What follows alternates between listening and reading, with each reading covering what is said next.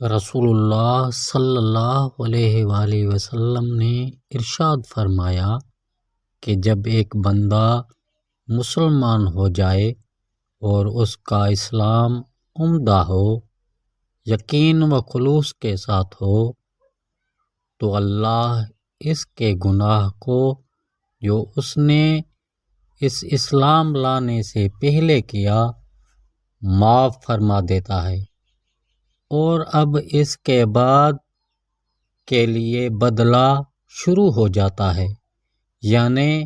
ایک نیکی کے عوض 10 گنا سے لے کر 700 گنا تک ثواب، اور ایک برائی کا اسے برائی کے مطابق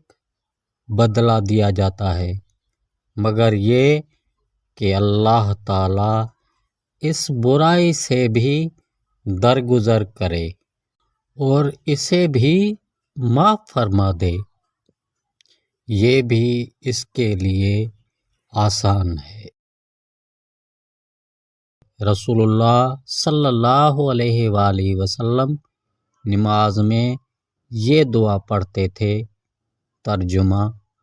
اے اللہ، قبر کے عذاب سے میں تیری پناہ مانگتا ہوں، زندگی کے اور موت کے فتنوں سے تیری پناہ مانگتا ہوں، دجال کے فتنے سے تیری پناہ مانگتا ہوں، اور اے اللہ میں تیری پناہ مانگتا ہوں گناہوں سے اور قرض سے۔ ام المومنین حضرت عائشہ صدیقہ رضی اللہ عنہا نے آن حضرت صلی اللہ علیہ وآلہ وسلم سے عرض کی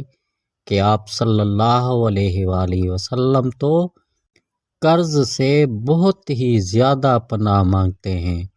اس پر آپ صلی اللہ علیہ وآلہ وسلم نے فرمایا